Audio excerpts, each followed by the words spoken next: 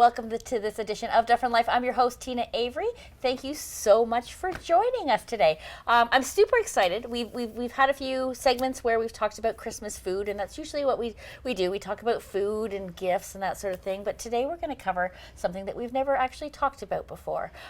So what do you drink over the holidays? So this edition we'll cover drinks for the whole family. So we'll be talking about drinks for kids, mocktails for those that don't like alcohol, as well as a selection of alcoholic drinks that you can make at home. I do want to preface and say before I introduce the guest that's joining me, to always remember to drink responsibly, and please don't drink and drive, and find a proper way home at any point in time when you're out drinking and driving. Don't drink and drive. Anyways, joining me, we have a familiar face, Debbie Valentine. She's the host of The Next Element. Debbie, thank you so much for joining me. Oh, it's my pleasure. You caught my please don't drink and drive. Yeah, I was sorry, a little tongue-tied. I'm excited about going through all the different drinks we have today. So we're going to start first with some drinks for the kids. So, I mean, it is fairly standard. You know, there's lots of things you can do with hot chocolates and apple cider, but we wanted to step it up a little. And after the show, you will be able to go on our Facebook page and get these recipes as well. So don't worry, or write them down. So Debbie, what's the first drink we're starting with today? An easy Grinch punch. Okay, so let's have a look at it. It's very green, as we all know. The Grinch is very, very green. So yes, so this is very, very simple. 3 simple ingredients on this one. We've got lime sherbet, Sprite, as well as green Hawaiian punch, or any type of green drink, and that would work well, because green Hawaiian punch always isn't easy to find, but it is great. So it's very green and grinchy. It is, and a great idea to rim the glass is you could get some candy canes to rim the glass, crushed candy canes, rim the glass, or you could do a red decorative sugar around it as well. That would be very, very cool, and the kids would get a kick out of it. I think that would be really, really good. So we don't have our glasses filled all the way to the top, but it's definitely very green and grinchy. Our sherbet's done a little bit of melting, so it's not as light as it was before. But this one, so you're just going to take a large punch bowl. You're going to spoon in the lime sherbet. You're going to pour in half of the Sprite and half of the Hawaiian punch over the top. And then you're going to stir it to combine. I'm actually doing it like I'm actually doing it. I'm stirring to combine it. And then it's completely optional, but you can, like I said, before you're going to pour it in the glass would be the time to do the rim of the glass. And you can do that by, make sure your glass is empty. You're going to put put water around the edges, and then after you've got your crushed candy cane or your red raw sugar or whatever you're using, dip the top into it, squish it in a little bit, then you're going to pour everything in after. And that's the easiest way. And then, like I said, it's very grinchy, but it's a great holiday drink for the kids. And then I think next we're going to some, this is our, what are we doing next, Deb? We're going to do our frozen-inspired white hot chocolate. The kids will get a kick out of this, especially all the little girls. Yeah, absolutely, absolutely. So Debbie's going to show us what that looks like. I think our whipped cream has come down a little bit. Yeah, it's melted just a bit. But yes, so you can do this one of 2 ways. You can go out and get the white hot chocolate that you can buy. A lot of times you don't find it in the grocery store, but you can get it in the specialty stores as the white hot chocolate. Or you can make the hot chocolate yourself. And that's going to take some white chocolate chips, some milk and vanilla extract to make that. So in a small pot, you need to put it on low heat. And then you're going to heat the milk and the white chocolate chips, and then bring it to a simmer, but please, please don't let it boil. You don't want milk or chocolate boiling. And you're going to stir it the whole time. You're going to do that. And then stir that until all of the chocolate chips have fully melted, and then you're going to remove it from the heat. And then, Debbie, we stir in some vanilla. Oh, yummy. Yeah. And then one thing that gives it the beautiful blue color is food coloring, believe it or not. You can actually get neon blue food coloring, which is what we've used today to actually give it that lovely blue color. And then white whipped cream. Do you like that? My goodness, I promise you I have not been sipping the drinks this evening. And these ones are perfectly safe for everyone. And this is a drink you can actually, and I don't know if you can see the top of it, but at the top, I've sprinkled it with blue. So you can put any type of decoration on it, I think. Like Yeah. you can find little blue candy snowflakes, anything that reminds you of Frozen, for sure. Olaf, I'm sure, would enjoy this drink. It's the color of Elsa's dress. It is for sure. For sure. So you can have a lot of fun with this one. And this is a drink you can actually do chilled or hot. Chilled would be yummy. I think so too. I'm just loving the color of it. It's not festive and grinchy green, but it is frozen and frozen blue. So I do love that one. So Debbie, why don't you tell us about the next one, and maybe I'll hold it up and you can tell us a little bit about what it is. Oh, okay. This one's is a little bit more mellow, not quite as. Yeah. okay. So there you go. I'll let you be Vanna. So this is the color of the drink. Now, this glass is not clear, so it's not showing how red it is. But this is a good drink for both adults and children. Not that they all aren't, but go ahead and tell me a little bit about what is in our. This is our cherry Christmas mocktail. And it has some cherry soda, some peppermint syrup, a little bit of red grenadine, and maraschino cherries you can add to it, and you could also pour it over crushed ice. So in a measuring cup or a cocktail shaker, you're going to combine the soda, the peppermint, the syrup, and the grenadine, and make sure you can crush your ice if that's what you're going to use, and you're going to put your crushed ice in the glass. You're going to shake all your liquid ingredients in a handy dandy little shaker here, and then spoon and then pour it over the crushed ice. Okay, so our ice is melted in this one, and Debbie brings up a good the example of the shaker. So the majority of a lot of the drinks that are moving forward, we shook them with ice, which is what makes them cold, and then we pour them and we strain them into the glasses. So this is a large shaker. You can find some Christmas festive shakers as well for the kids to have fun with when they're mixing their drinks. But That'd be fun to have the kids shake them. Yeah. Make it a little dance party, maybe. All right. I Saw Mommy Kissing Santa Claus. Yes, absolutely. So those are three great drinks to celebrate the holidays with your kids. Now we're going to talk a little bit about some of the more adult mocktails for those people who don't drink alcohol or just want to, or possibly a designated driver. So which one is our first mocktail? The blackberry mocktail. Now Okay. that sounds lovely. I will hold that one up for you. Okay. So this is, you take two blackberries and just kind of break them apart and muddle them, I guess is the proper terminology. I was just going to say, she's not telling you what it's called. So if you ever heard of anything about muddling fruit, so basically with the blackberries, you just, I took like almost like one of those steak grinder things, like a little round, and you're basically mushing them, for lack of a better term.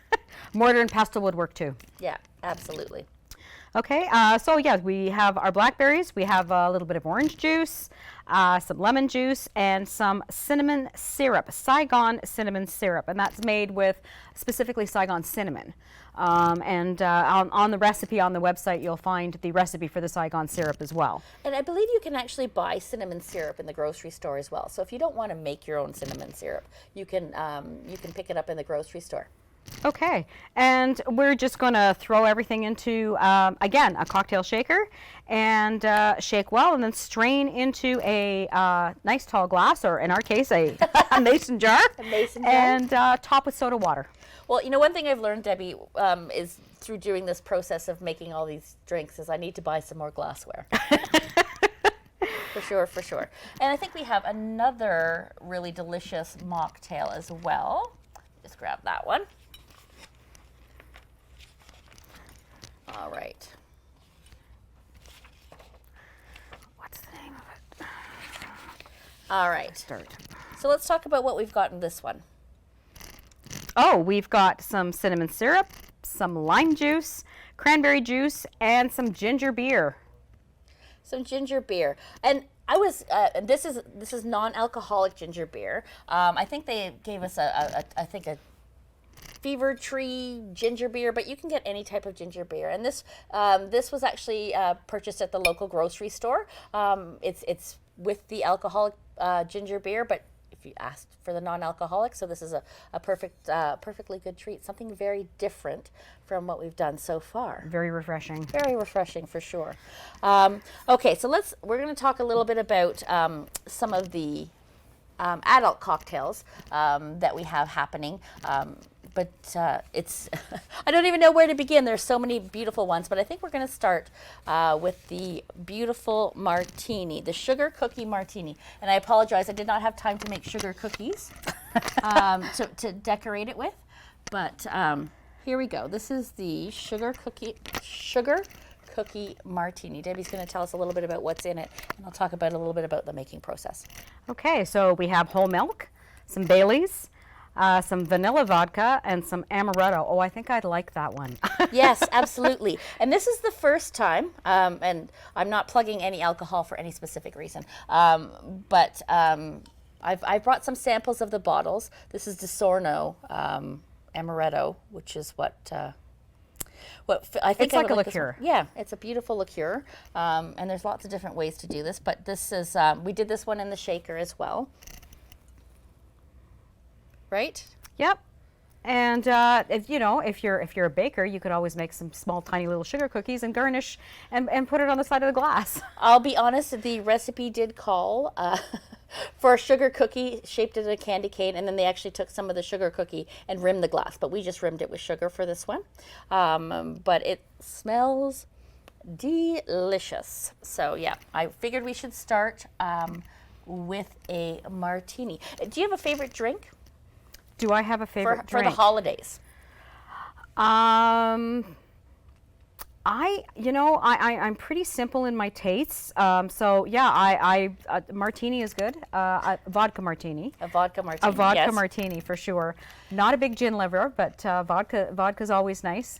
Yeah, and that's probably what I would opt for. Yeah, you'll notice that a lot of the drinks that we're talking about tonight are vodka based, and that is because Tina likes to drink vodka when she does drink. I don't drink a lot, but I am a vodka drinker. I don't drink a lot of other alcohols or wines and that sort of thing. And one of the things that I wanted to mention before we cut for a break is the apple cider that you can make. So Debbie, we've got about a minute left. Tell me a little bit about how you can put apple cider in a crock pot. Oh, okay. Very easy to do. So you would put apple cider in, and you could put some orange slices in, some apple slices. You could add some like an apple pie spice or a pumpkin spice to that. Okay. And you just let it simmer. And it's a favorite of everybody. It's got a nice tart taste to it. If you need it a little sweeter, you could sweeten it up with a little bit of sugar if you're using an unsweetened apple cider. Right, and you can actually, for kids too, you can add juices. You can add like apple juice, orange juice, and then put some cranberries in it. But I'm so excited to get more into the cocktails. Don't you go anywhere. We'll be right back.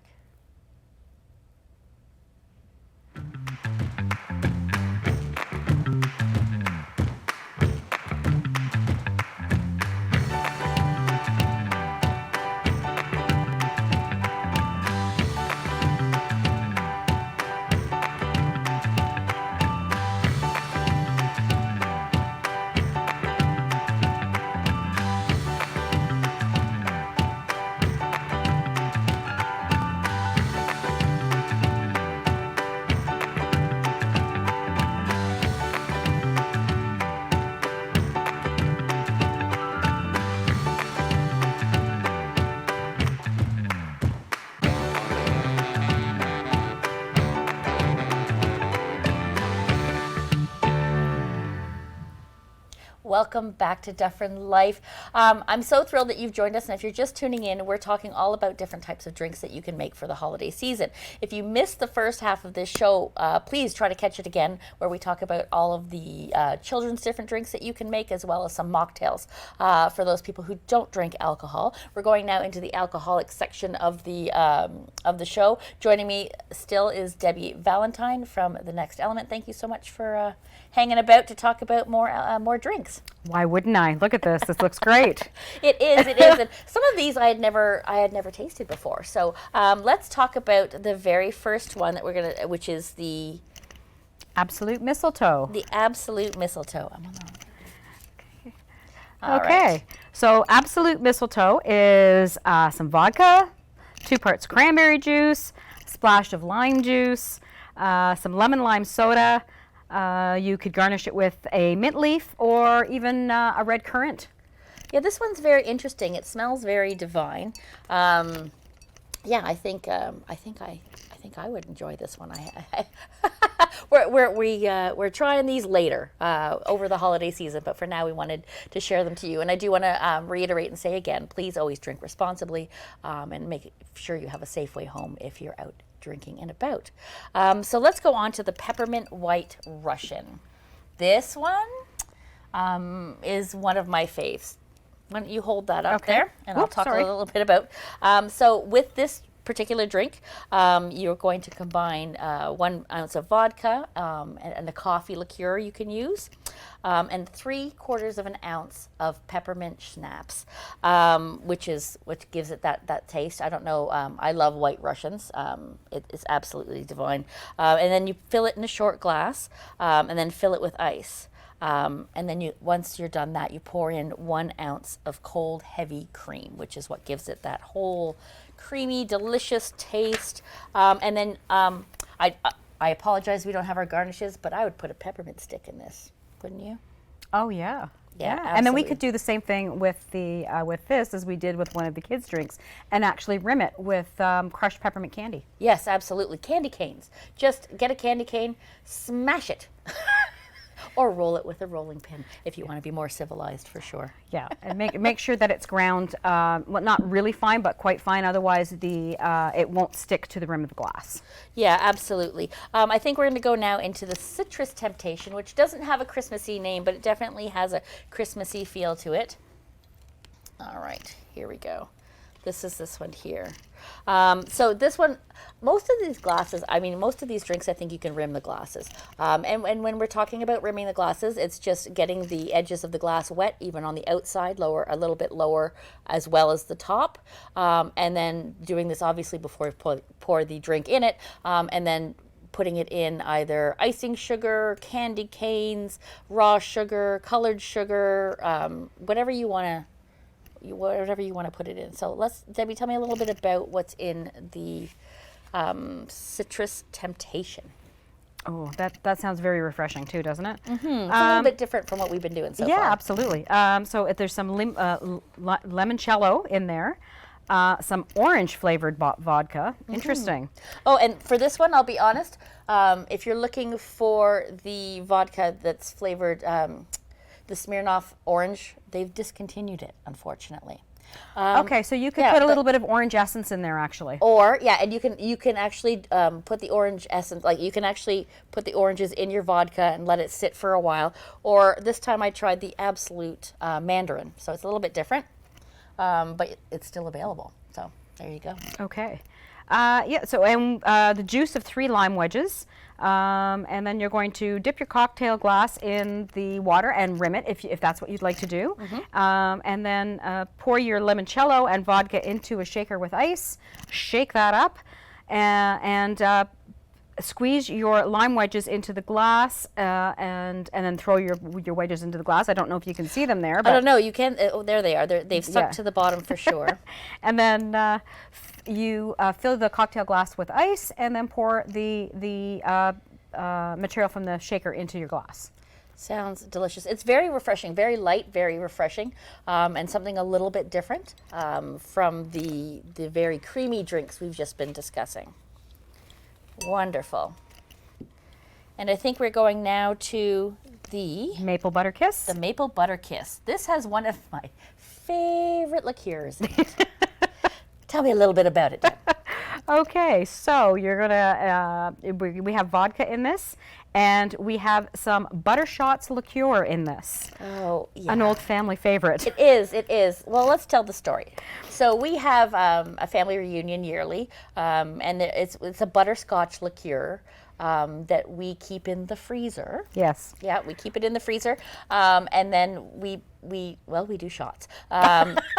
There's no other way around it. It's not a sipping thing, but it's absolutely divine. It's lovely when it's in the freezer, and this was a tradition that was actually started by the senior generation. So our mom and our aunts, this would be things that they would. This was their favorite drink when all the sisters got together. So we've continued the tradition for sure, and have fallen in love with it, to be honest. Yes, yeah. There's no harm in putting a bottle of that in your freezer for sure. Anyways, back to the drink itself. Sorry. So we have vodka, we have the Buttershots liqueur, a 1/4 ounce of real maple syrup. So you got to know this was concocted by a Canadian. Yeah, absolutely. This was you really need to use real maple syrup, because I think that you'll find that it doesn't taste quite as sweet, or it doesn't do the drink justice if you use maybe a more refined, like manufactured maple syrup. But this is good stuff. We need 1 ounce of half and half cream. Some fresh ground nutmeg. So again, we're going to pour all the liquid ingredients into our shaker. We're going to shake it up, and we're going to strain it into a martini glass and top with some fresh ground nutmeg. So not a martini glass, but a brandy snifter. So yeah, That works. it works. It works. Whatever you're going to pour it in, mason jar will work as well. It will definitely get us going. And where are we going now, Debbie? The cider jack cocktail, is that right? Yes, yes. This one has an ingredient in it that it's not my favorite, but I strayed from the vodka for those people who are not vodka drinkers. So this particular one has the apple flavored whiskey in it. Yes. So I know Crown Royal makes one. There is one by Jack Daniels. Jack Daniels, sorry. Makes that's it what as well. It's a little bit harder to find, the Applejack. So we went with the Crown Royal. Yeah, absolutely. Okay, and so you're going to, for each drink, you're going to shake 2 ounces of Applejack liqueur with 1 ounce of lemon juice and a splash of grenadine or a simple syrup in the shaker. And then you're just going to fill your glass with ice and pour it over. Sounds absolutely delicious. Oh, you know what would be great in there? A cinnamon stick. A cinnamon stick, of course. Are you a big fan of cinnamon?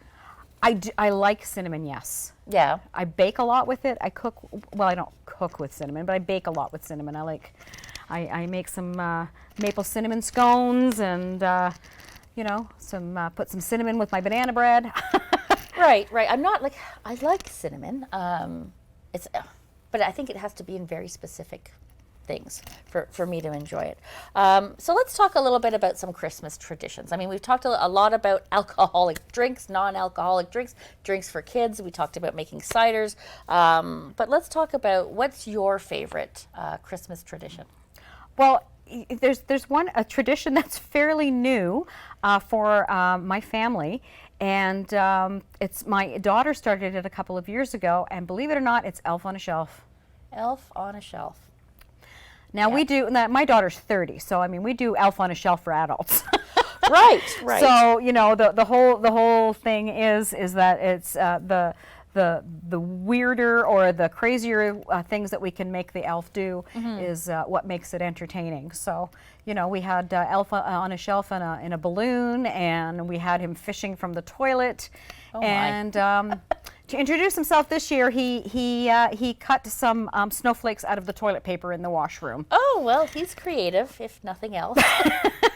That was one of the things. We never had an Elf on the Shelf with my boys. One of the things that I used to love, and we don't do it anymore because my boys are 18 and 22, and hopefully I'll get to do it with my grandson eventually. But on Christmas Eve, we would always go see Santa. Before Santa would go home to get ready to fly out and give toys to all the boys and girls around the world. And then we would go for lunch. And that in Orangeville happened at the Orangeville Mall. And then we would eat. This is back in the day when Zeller's was at the Orangeville Mall. There was a restaurant there. And I remember when Zeller's left, my kids were devastated. They were like, but we want to have lunch at Zeller's. And but we had to find new restaurants to do things. But what about when we were young? I think most people know that we're related. We are sisters, and we're not going to start laughing because we'll cackle the same. But any traditions from when we were younger that you remember that you liked?